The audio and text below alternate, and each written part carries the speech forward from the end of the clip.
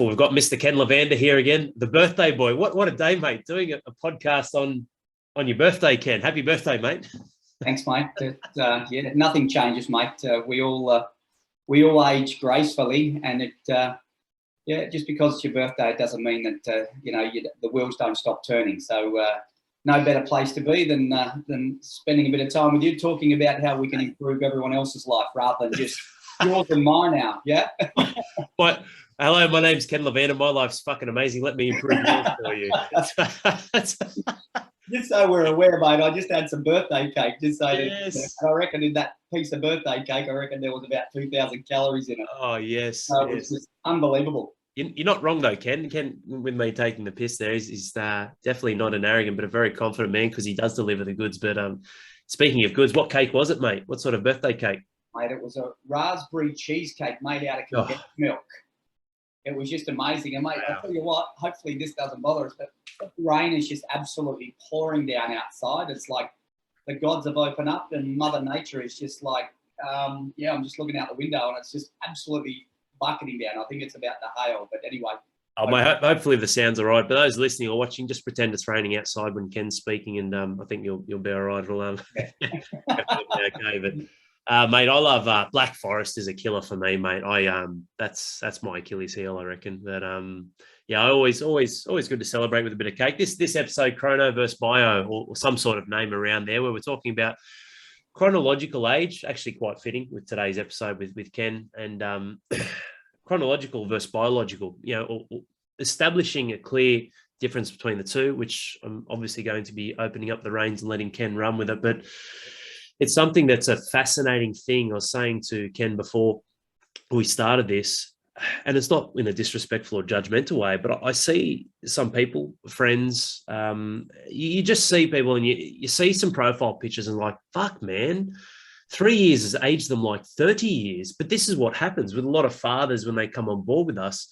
And it's not that, again, not being disrespectful, that they look like shit. It's just you can see life has tore them a new ass when it comes to life, children, work, finances, career, relationships, marriage, looking after themselves, physical weight, physical energy, mental weight, mental energy. When I say mental weight, I don't mean the mental weighting of all the different hats we wear. Like I'd say take a big breath. It's exhausting just rattling that off, Ken. And it's very interesting. I mean, Ken turns 21 today, which is exciting. He'll probably have a birthday. Hopefully, a birthday party. I'm invited, Ken, on the weekend. But so I don't mean to be disrespectful. You would eat most 21-year-olds alive, mate. You'd be much fitter than them. So I don't know what age we'd pick, Ken. It's like a Benjamin Button type of thing with yourself. You're tell you what, mate. For someone over 50 in terms of cycles around the sun, you're fucking in amazing shape, mate.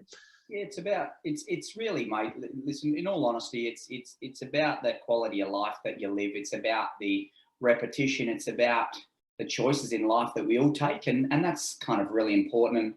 And we can have some of the luxuries in life, whether they be, from a nutrition, like whether it be alcohol or whatever else it is that you can kind of put in part of your life. But the majority of the time that you should be working on is kind of your health, your nutrients, your de-stressing the body in every which way possibly we can, and just trying to work on all of these different pillars that we kind of try to master and through the physical, chemical, and the emotional stuff. And listen, at the end of the day, like no matter what pillar we're working on, we always have to work on a bit of everything. It's not just picking one thing at any one time. Although, like you might be having relationship stress, and then that's where the emotional stuff comes in. And so all of the physical stuff that I can give to anyone and deliver, and all the kind of the nutritional stuff that I can deliver along from an expert's point of view, if their emotional wellness isn't right, well, then it's a bit of a problem. So we really need to know where the biggest kind of problem areas are within your own personal space and your own personal life. And we need to kind of attack that. So it's not really about balance all the time. It's really about shooting for the main things that you can get the biggest result from, and also knowing what's secondary and third, so that we can pick on the symptoms, but really, in all honesty, is really looking back to kind of what the root cause of these problems are, and then coming up with I suppose, what the cause is and then the solution. And that's kind of how we work things out here at RDM. And it's exciting because we've got so many great coaches and we're all sharing our ideas, and we kind of come, it's like knights of the round table, or it's kind of, we could almost call ourselves the Avengers of health, because we all have our own important part to play. And nobody has to be like me, or nobody has to be like you, Al, but what we are doing here is we're putting the strategies in place to be able to fast track your way to a better health, to a better you. And then if you become better within yourself, it's not about climbing Mount Everest in a day. It's really about just taking one step in the right direction. And that's what I do every day. Like, I may have a couple of losses on the board, being today. Like, my calories may go into 6,000, 7,000, 8,000 calories today, because I think I ate half the cheesecake for my breakfast or for morning tea. And that's really not my norm. But guess what? If I'm only doing that 5% of the time out of the whole 100% of my days, I'm winning every day. And that's what's really important. It's not really, again, like I said, it's not about climbing Everest today or tomorrow. It's really taking one step at a time and making sure you are moving forward, and forget about what's happening in the past, because we all have skeletons in our closet. And that's what's important to understand, that don't make the same mistake twice. Think about what you're doing and move forward from here on in. And don't beat yourself up because you've made some wrong choices in life, because this is where you are now. This is where we're going tomorrow. This is what we're going to do from the next moment in our life. And that's why, for me, and exactly what you say, Al, it's about the Benjamin Button theory. I want to enjoy the years in my life. I don't want to be just around to be the 81.7-year-old male that hasn't really gotten anything out of life. I want to travel. I want to see things. I want to help people. I want to kind of create a legacy about how every person that I speak to, I can improve their life in some way, shape, or form. And that's what brings us here today, Al. That's what's so exciting. But even with the cake stuff, Ken, you do it because you can, right? Yeah, absolutely.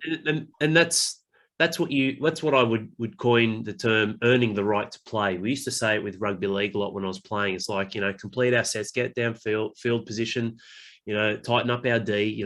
We've got to earn the right to play, earn the right to throw the ball around, do some fancy kicks and all sort of shit. You do that because you can. Now, some of you guys might be listening. Oh, well, I can too, Al. I can go eat cake. Can you? Can you really? Awesome. What are the repercussions? What are the patterns and pitfalls? What's the inflammatory markers that already exist inside of you that just make that a chronic state? Because like my mother-in-law, bless her, it's okay to treat yourself as long as you're treating yourself every single day. It cracks me up. So it's like, all right, well, that's cool. Of course you can, but you get what I mean. Just because you have the physical ability to do it doesn't mean you're doing yourself a service for moving forward in your life. And it's really interesting. 2 points that you brought up there, Ken, that I just want to touch on. The first one is the team, the Avengers of health, legacy, and winning the second half in life as a father.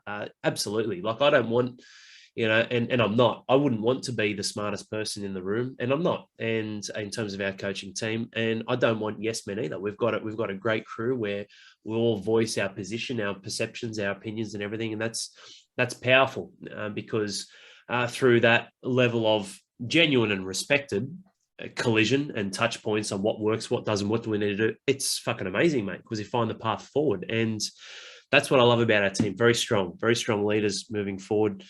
And, the other one is talking about like the low hanging fruit. When you're talking about the main thing, this is what people do. They review and analyze everything, which becomes overwhelming, which just then becomes theory inside of their internal reality, which means they do fucking nothing. Or they pick the wrong thing. Like what you said, Ken, find the right thing, and it's going to be the right thing that brings the biggest ROI, and triple down on that. Very, very simple example. Started tracking my heart rate more closely with my workouts to hit a beautiful sweet spot and zone. That one thing was the first step to training again like an athlete, not necessarily with the intensity of going to the CrossFit Games or any of that and redlining myself. I've got other areas of life that I'm hunting and dominating in work, business, service, family, relationships. But that in itself has helped me stay connected with what Ken obviously dials in for me. So Ken's my coach in this area. And then also the second one, and this is the crazy one, which I never really valued. Fuck, man, electrolytes.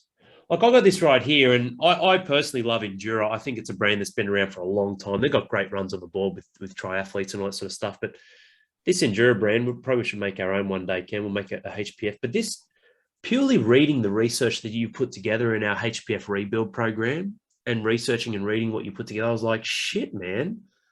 Like, we consume more water in volume than food. Like, I don't eat 4 kilos of food, but I drink 4 liters of water, which is, a liter and a kilo is virtually the same.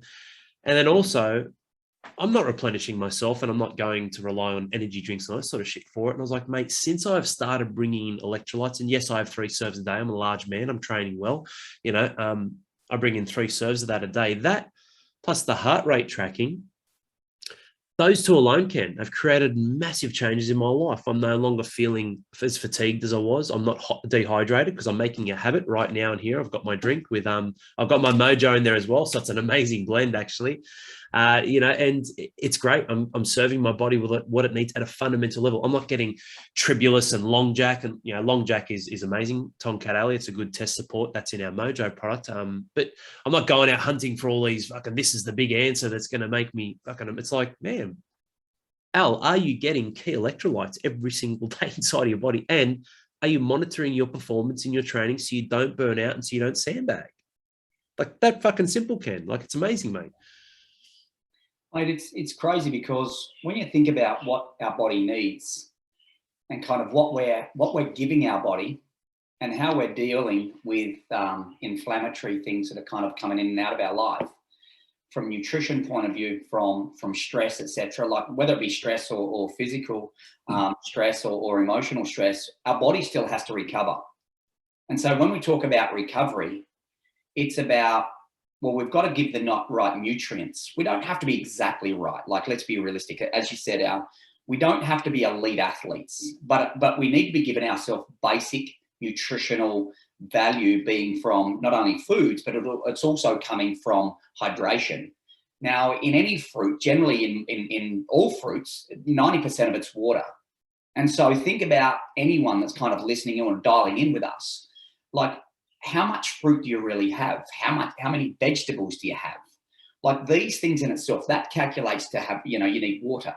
But the big thing is here, when you think about what's the most important kind of nutrient or anything that the body requires, is oxygen. So then why do you think we go in and we start to talk about when people's posture is compromised and they're sitting in front of a computer or sitting in a car or whatever they're doing and they're not really moving much, then our ability to take in oxygen is going to be compromised because of poor posture, because of reduction of movement over the age of 30 years old, because we just become a little bit less active.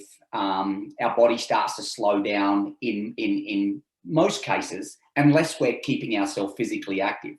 As we start to get a bit older, from the age of 30 through to 75, muscle will waste away. If we don't use it, we will lose it. But if we don't also nourish it, we're going to lose it at a double rate. And if we don't hydrate it, then we're going to deplete it at a triple rate. And so then we start to look at those simple things. And then we start to look at someone's nutrition, what they're eating. And they're picking up a garage meal, or they're skipping breakfast. They're having a coffee or a sugar drink or something like a pastry for lunch. And then all of a sudden they're trying to say to me, listen, what do we do next? Let's not get into the intricate detail, but really, let's get you hydrated. Let's get you breathing a little bit better. Let's get you working on your posture a little bit more. Let's get you working on the most simple things, the lowest hanging fruit, as we talk about. And that's kind of what we start to dive into when we talk about our biological age against our chronological age. Our chronological age is, I'm 51 years old today. That's my chronological age. Yeah, 51 years ago I was born. But guess what? That's not my biological age, because I'm happy to stand beside any 50, 40, 30, 20, right beside them. You give me any challenge, physical, emotional, nutritional, give me any challenge. Do my blood work, do my body composition. We'll run up a hill, we'll push a weight, we'll tug on, I don't care what it is. So this is where, when we look at your chronological age, I'm 51 years old, but guess what? My biological age, shit, I can't remember, but I don't feel like I'm aging. Like, they talk about people's age, like the 50's the new 40, the 40's the new 30, the 30's the new 20. Hang on a minute.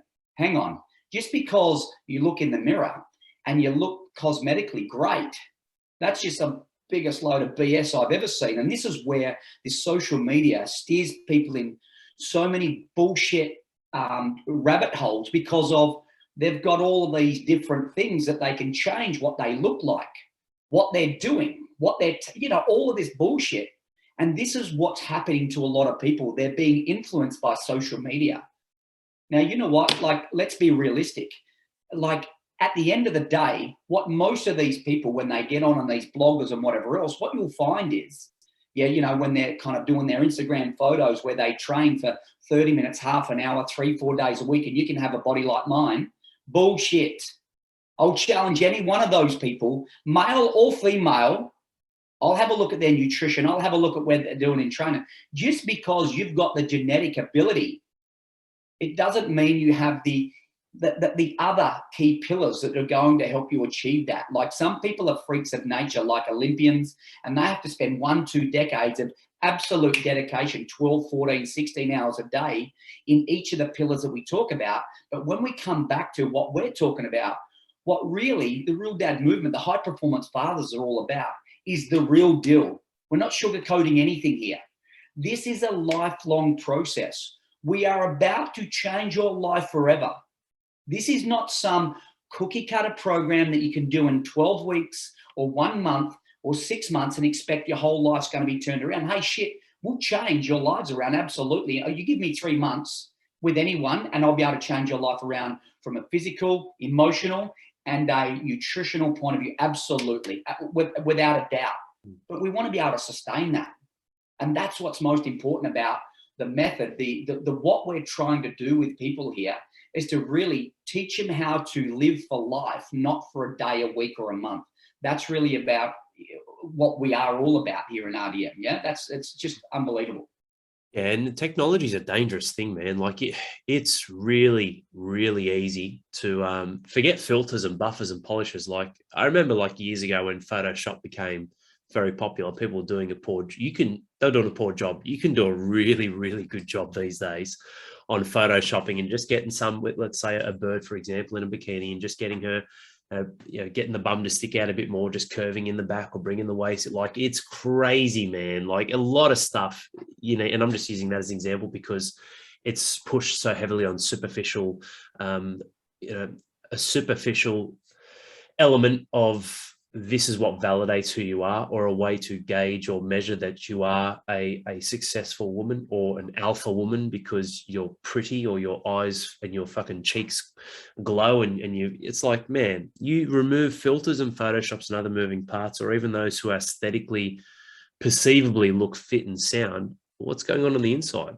Now, look, we've got our Face of Fathers skincare, which is awesome. Like, that's nourishing, looking after your skin, and I love that, and I'm proud of it. But I'm not here posting claims going, hey, it's going to make you look fucking like a baby again. It's actually just nourishing and looking after a very important organ for the body, the skin, the largest one that the body has and contains all the other organs in it, obviously, which is awesome. That's why I use the creams, not just on my face, but on my arms and chest and whatnot. And awesome. That's great. But what Ken's talking about is really establishing the foundation for not being, I actually wrote the word here, Ken, it's funny, not being an elite athlete, being an elite life lead, because that's what it's about, man. I want to be fucking elite for my life. What I did through my 20s, basically, it was really weird, Ken. As soon as I turned 30, I felt like I got sick. I hardly ever get sick. I got sick 3 times that year. As soon as I turned 30, people were like, 30, it's all downhill.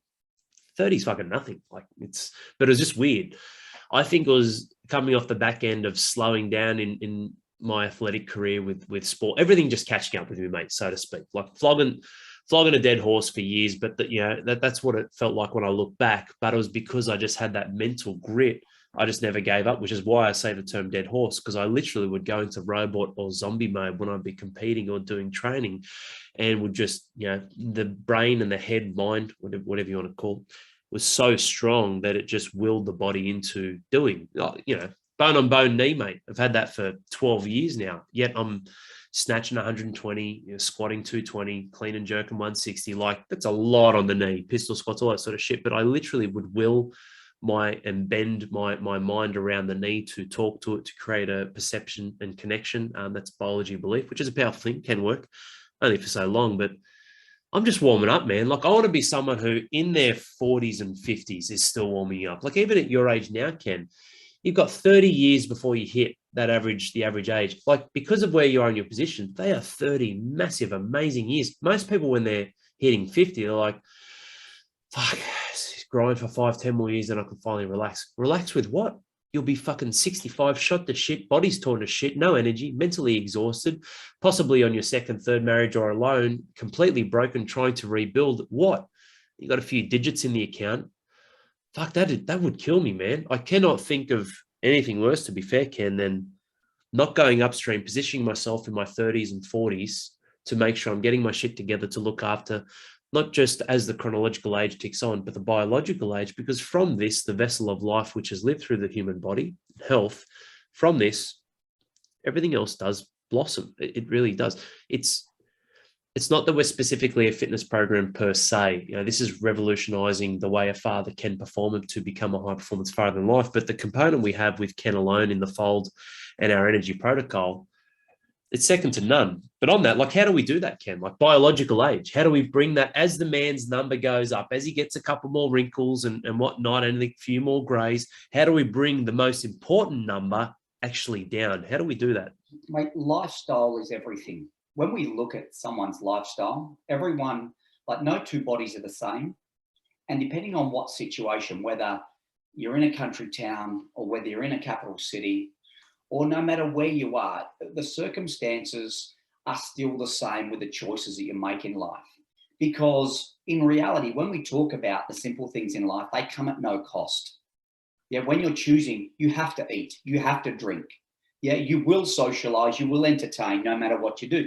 And it's about what you're consuming inside your body. It's about the choices you make, not every day, but literally on the hour. The things that you choose to do on the hour. You choose to go to bed either 9, 10, 11, 12, 1 or 2 o'clock in the morning. You choose whether to switch that switch on from the TV, whether you watch it at 9, 10, 11 or 12. What are the benefits?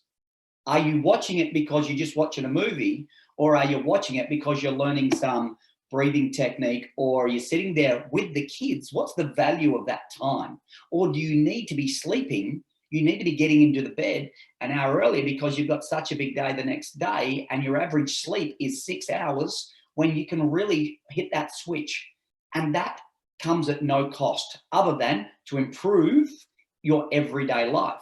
Now, when you put something in your mouth when you wake up in the morning, or you choose to eat something at lunchtime, or you choose to skip breakfast because you're on an intermittent fasting program, and yet the first thing you have is a coffee, or you don't have access to a coffee, and so you grab an energy drink or a Powerade or a Gatorade, which is full of shit and full of sugar, which even dehydrates you even more. And just because of the big companies are selling you some bullshit, this rehydrates you, when it is absolutely full of crap, and you haven't done your homework, or you haven't listened to what we're trying to explain to you, or you haven't read the little snippet that we've sent to you, well, then it's your choice.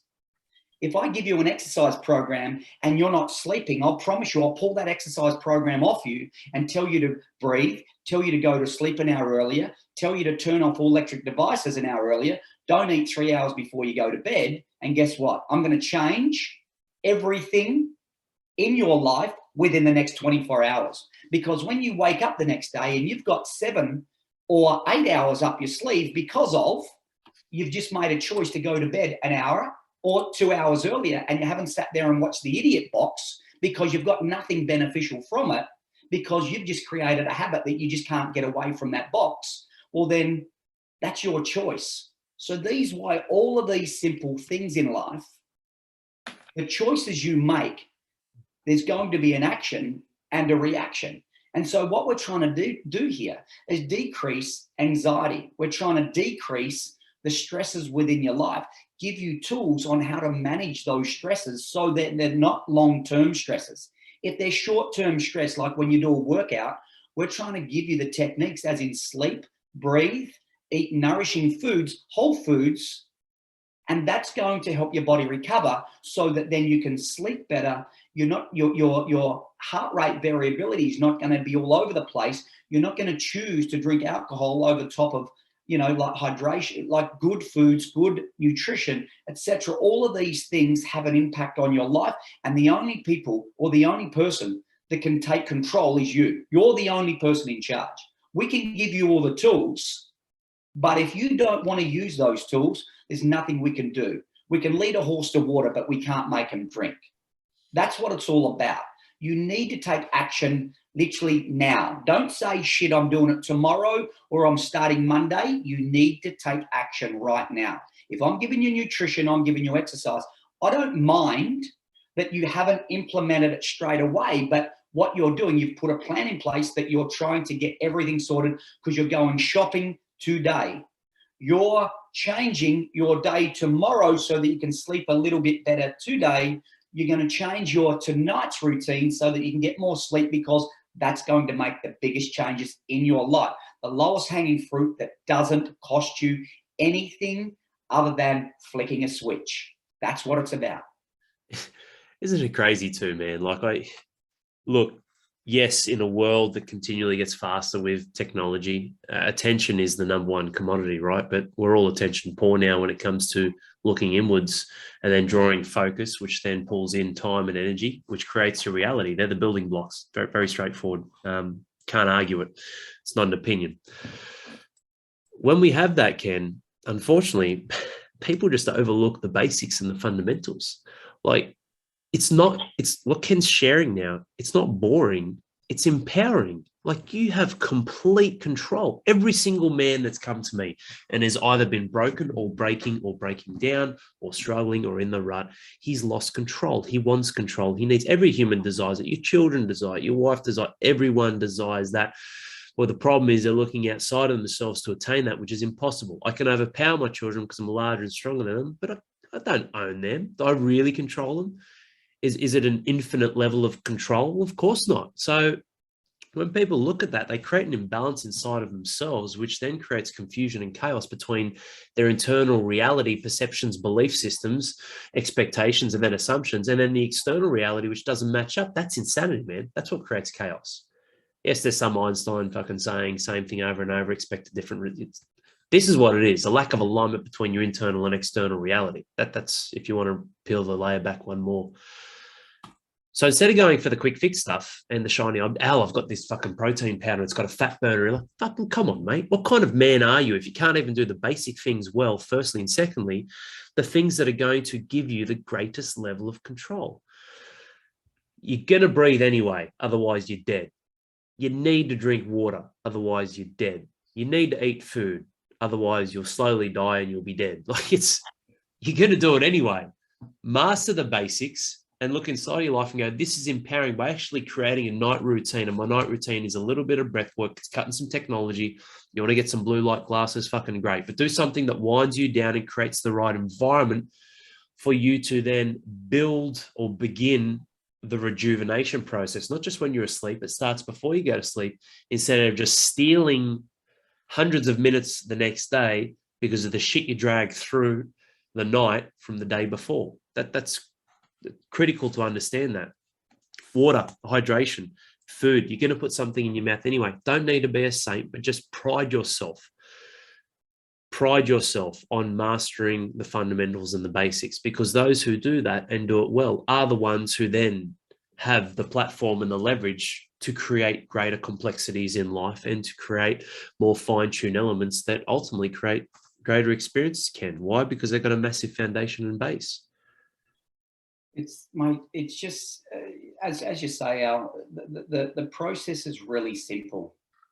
Yeah, you've got the direction, you've got our guidance, all of this stuff moving forward. And anyone out there that like have little children, okay?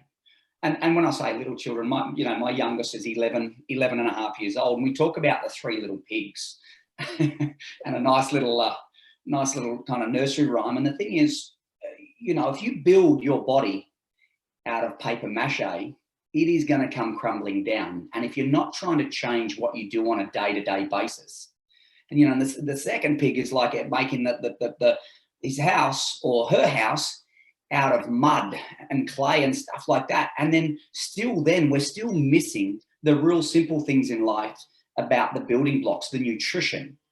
as we age, as our chronological age, like as days and months and years go by, we do age from a chronological point of view, but our biological age, like some things do slow down, and we really can't stop that. And that's just part of life. And I understand that.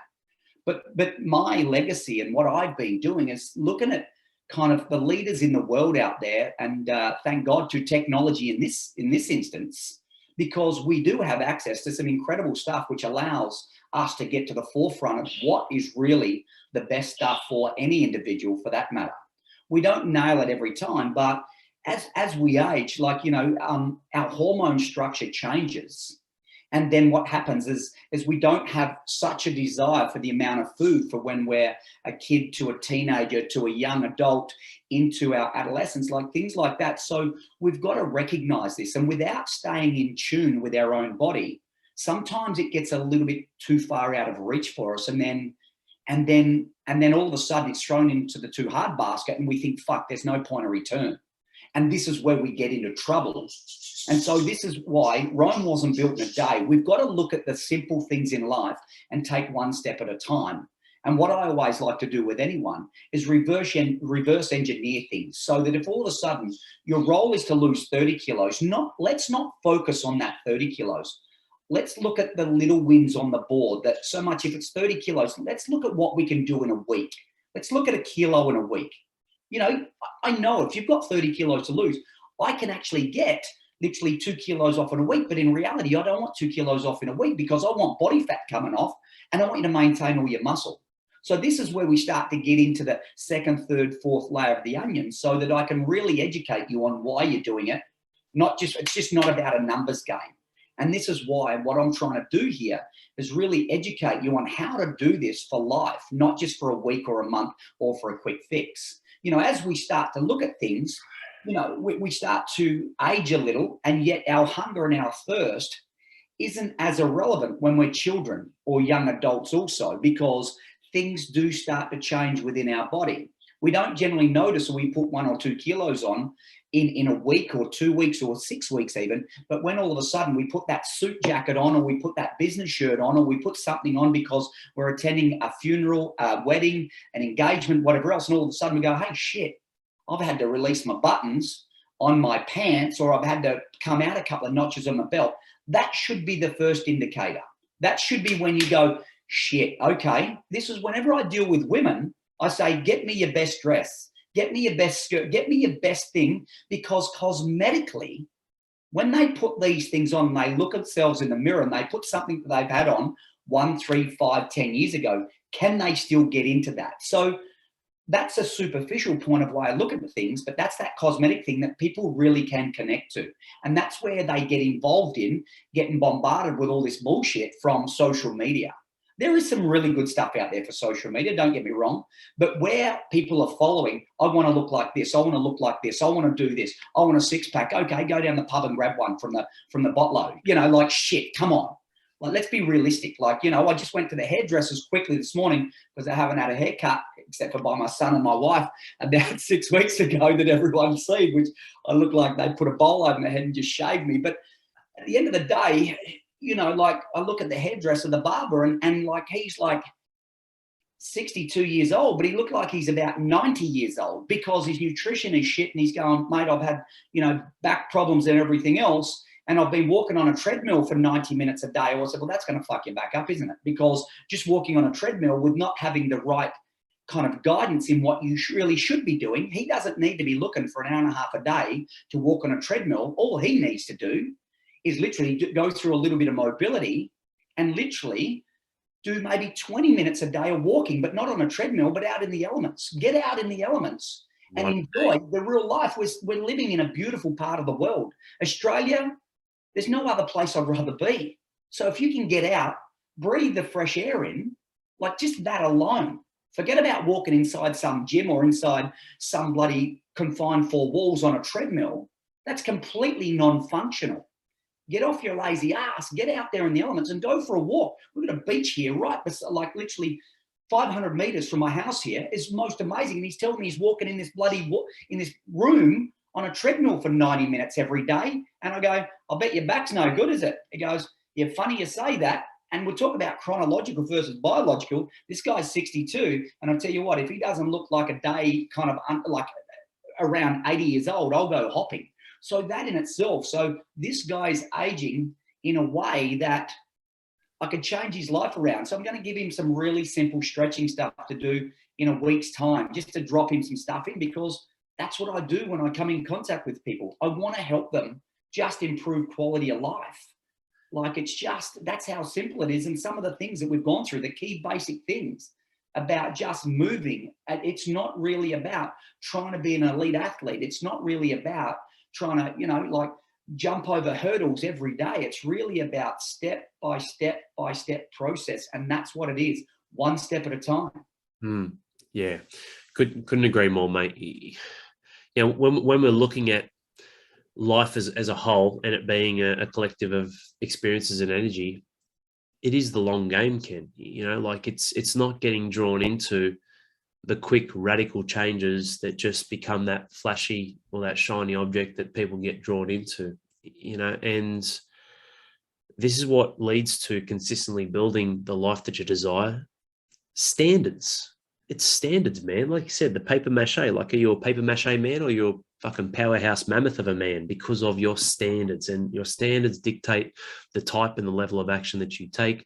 And it's the action that you take day in, day out that creates the difference, not just conforming to something because you have a false belief system around it being the solution for you, but it actually gets you nowhere and it makes you worse, like what this man is. And a part of that is focus. That's why we're here. It's why we're here doing these podcasts. And just to wrap this up, you know, share a quick story with you. It's true, but I won't give the correct names and whatnot. But, you know, before I dive into that quickly, what are you focusing on? Are you focusing on your biological age, or are you watching the chronological age and just having fear and worry and concern and doubt that continually determines and dictates your actions or lack thereof? Now, the whole principle that we have, which I love, what you say yes to means you say no to something else. I love that. It doesn't mean that it's right or wrong. People, don't get confused. Don't get confused, men, when you hear me say that. When you say yes to something, you say no to something else. Like, I'm saying yes to Ken right now. So technically I'm saying no to my family. It doesn't work that way. What I am is I'm aware. I'm going, yes, right now I'm investing in the circle of service, and I love that. I live for that. And I'm doing that with Ken because I've allocated a time where I'm going to say no to service and say yes to my family this afternoon. So it's not that it's a right or wrong. It's just people say blind yeses and blind nos without even fucking knowing where it's taken them, Ken. But this story I want to share, this is real as well. This is true. Just to paint this picture on you guys with standards and talking about this, I'll call them Bill and Bob. Bill shared with me, Bill's a great bloke, and Bill's been consistently doing great in life. I'm not going to say if it's a man or woman or how I know them, but I'm just going to call them Bill. Bill's been doing really well in life. Family, self, and service, pretty solid. You know, and Bill isn't a member, by the way, as well. Just for those members listening or those not listening, Bill is a made-up name, but it's a real thing that's happened. Bill's living a great life, you know, working hard, doing well in all the key areas, and consistently, you know, being a genuine fucking human being. Bill's brother, Bob, has been fucking horse shit most of his life. And Bob has got a lot of different health issues. Bob has gone and done some certain things, done some quick fixes, and done a few bits and pieces. And Bob also has a fucking nightmare of a partner as well, which is a complete fuckwit. And ultimately, there's a lot of toxicity around this person and these people.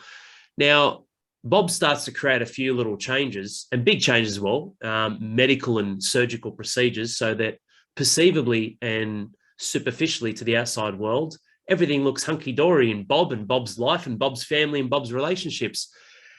And then all of the people really close to Bill start going, fucking look at Bob go. He's amazing. And Bill comes to me a little bit frustrated, in confidence, going, I'm a bit frustrated, Al. Like, it's not that I'm jealous or upset or you know, for this person trying to create changes in their life, but I've been on the fucking level my whole life, man. I'm like, that's right, Bill, you have.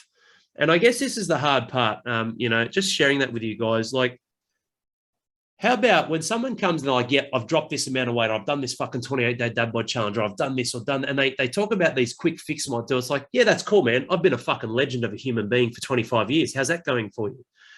And this is the frustrating part for me, Ken, because Bill is a close mate of mine, and well, that's not his name. I'm like, it's so fucking true, man. Someone who's living a dog shit life with poor standards, they're no fucking leader at all. They make a little bit of change and everyone jumps up and down like fucking cheerleaders. How about the man who's just consistently turning up and being a fucking legend every day? What about that? What about living and maintaining the fundamentals and the basics of being someone who adds value to the community and service, is good inside of themselves in a true and genuine way without cutting corners, and is a genuine leader inside of their family and their relationships and those that they interact with in their inner circle and they love and care about and influence? What about those people? What about Ken LaVanda, who's been a fucking legend for 30 plus years in ultimately some pretty hard stuff he's been through? Go through the previous episodes of his stories in lots of different hardships and a lot of accelerated learning very early in his life to build such a foundation and a kingdom from just continually turning up instead of, old mate who goes from fat to fit to fat to fit, or, not that I don't even know who that man is, but people who go and do all these extreme things just to get the spotlight on them. Those listening, and I'm just painting perspective and observations of actions, those listening, I really want you to take what I've shared with you then on board and just really explore it and go, you know what? Yes, I am comparing myself to others. Yes, I am focusing on the wrong things. Yes, I'm trying to, keep up with the Jones. I never understood that shit. Grass is green on the other side, keep up with the Joneses, all these tags. I never understood it until now because I can see it, how it's chronically rife throughout society. But if you just turn up and you do, not just do what we say you should do, but do what you said you would do and use people who are in your corner, your best interest at heart, where's your championship team in your corner, Ken and I, and the crew, to influence you to take the right actions, you will consistently build your life instead of just fucking knock down, rebuild, renovate, put a facade on here. All right, just slap on a fucking bathroom there. All right, this is shit, replace. Man, that no one wins with that. It's actually really building your life and building the kingdom. But and that story, whilst I shared it, Ken, it's so true, mate, because I look at Bill and I'm like, you know what, Bill, just focus on your lane, man, because you are a legend. You know that. You can't buy into other people's stories. I get it. It's frustrating because Bob's your brother, but you're a fucking great bloke. And this is why we have the tribe. This is why we have a team, because you know what? It's easy, Ken. It's easy for me to get distracted if someone tries to pull me into their worldview and all the moving parts of life, and everyone has someone else who just wants to knock them down a peg or two. But stay in our lane and champion your life by having people who only want to see you win, and you'll never lose. Yeah, mate, good story. Absolutely. I wish I could dive into specifics more, Ken. It's I could blow you away, man, but it's look, just really briefly on that, Al. What's amazing, and when you kind of, when I switch the news on or something like that I kind of stumble across, because I don't really like watching the news with all the bullshit and all the kind of false information that most of the times push out there. But in saying that, like just that in itself, like you hear about when, someone dies or something like that, it's a sad thing and no matter for anyone. But when these criminals, or these people that actually have intent to take someone else's life, and then someone that they know gets on and talks about how wonderful that person is and kind of the superficial things about that person when they've taken someone else's life, or they've done something and there's been no real substance in their life. And you're exactly right. The spotlight gets turned on and all of a sudden these people feel sorry for them. Like real quickly, like the thing is, if times are tough, that's where the substance upon what you are built on, within your legacy, within what you repetitively do, I'll know who's the strong person coming out on the other side of this shit. It's a bit like what we've spoken about before. You and I can get 100 paper cuts before we let out a bit of a squill. But most of these bullshit artists, these superficial ass wipes, get 1 or 2 paper cuts and the world's coming to an end from them. And I get it. Everyone has different abilities or different reasons for whatever reason. But let me tell you something. Within what I've done in the last, realistically, 30 to 33 adult years of my life, I've made choices, mate, and I'll stand by my choices. And some are good, some are bad.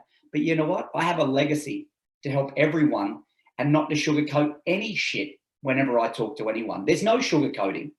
And this is what will bring us out on the other side. And exactly what you were saying now, this high performance fathers, this movement that we have come together with, mate, I get goosebumps. Like literally I could climb Mount Everest with the adrenaline that runs through my body. I know bullshit. I can be like the Wim Hof, mate. No shoes. Fuck it, I'll take my undies off too and get frostbite on my balls, mate. Because the big thing is, mate, start to peel the first, second layer off and you'll truly understand whether this person is built on bullshit or just really good foundational core values, family values. You'll see what they're made of, and that's what's really important in life, mate. Like the thing is, our chronological age, mate, in everything that we do, it's going to increase at a set rate, and we can't change that. We have no ability with technology and everything. We cannot change the rate of our chronological age, but by fucking Christ, we have control on how we live that. We could have control around our nutrition. We have control around our hydration. We have control around the stress that we are constantly dealing with on a day-to-day basis. And if you're not willing to get your balls out of your purse and do something about it, well, then guess what? Fuck, I'm never going to be able to help you. Al, you're never going to be able to help them either. You need to change, and you need to change your mindset. And that's kind of what I want to finish on, Al, because like that story, I come across that day after day, week after week, and it's the same old bullshit story about how come I got cancer or how come that person got cancer. And then when you start to peel that first, second layer off, you start to understand that really they have been built on bullshit, on the paper mache, on tissue when you're trying to build a house, double brick house, and then building it out of tissue. Because, mate, it's not about what you don't all of a sudden, like we've spoken about, you don't get cancer overnight. Yeah, like we've all got cancerous cells, but if we keep hitting every position of our body, being nutrition, hydration, stress, all of this shit that we just keep just smashing our body and not paying it any due respect. Life is a gift. And if you want to take advantage of that and think that some supplement or pill is going to fix that, well, guess what? You're kidding yourself. It's not going to happen. Or guess what? Technology and things at the moment doesn't have the ability to fix that right now. That's really what it comes down to. So everyone just needs to take a long, hard look and this is why we do what we do within this, Real Dad movement, the high performance fathers. This is what brings us together as winners, as leaders. That's what it's all about. And that's why I'm so bloody proud to be a part of you, Al, a part of the team. It's just amazing because we are here to help each other. There's no secrets in life. It is so simple. Just start moving forward, guys. Yeah. Love it, Ken. Just turn up and do the work. It's we can't change. We can't change anyone. That's the thing. You must be willing to change yourself. And that's the truth, Ken. We can guide you, steer you, and influence you, but you always take that step. The question is, how are you moving about with the change in your life? Because change is inevitable. Is it good, bad, or the ugly? And secondly, are you initiating a control of the controllables to create those changes? Because like Ken said, you can't control your chronological age. You can't change that. It keeps ticking away. Every time cycle around the sun ticks away. You can change your biological age, control the controllables, control what you can, and then choose. It's very simple. Like life is choice, man. Like your identity is a choice internally matched with truth externally. Everything is choice. Not choosing is a choice. So we don't tell you to change. Some need to change. You choose whether to change or not. But love it, Ken. That was a great episode. I hope this served you well, man, and you enjoyed this and really got a couple of nuggets out of the whole element around biological age, but not just that. Winning the long game. There are many people who are watching in the shadows, and yes, there's many who want us to succeed. There's many who want us to fail. That's fucking life. I don't really care. I focus on our lane, doing what we do. But when it's perceived that what we've built has become a global overnight success, we will look back and go, well, it's a bit hard when you can see that's what they did for the last 25, 30 years. So it's not, a bit hard to call it an overnight success, or they got lucky because we were around before COVID and before fucking men and families were being destroyed and broken and mental health is going at an all-time. We were around before that. This is not a reactionary thing to go, hey, there's a niche. Let's go fucking help some dads. No, this is really not only building an enduring family nucleus, but building one with stability, strength, and fortitude where the father will win. Because he does, everyone else does. And he has his pair of pants to wear like the woman does. And when they bring this collectively together, it's what creates generational stability and really evolution. The end. Great episode, Ken. Thank you, mate. And thank you guys for listening and watching. Awesome stuff, mate.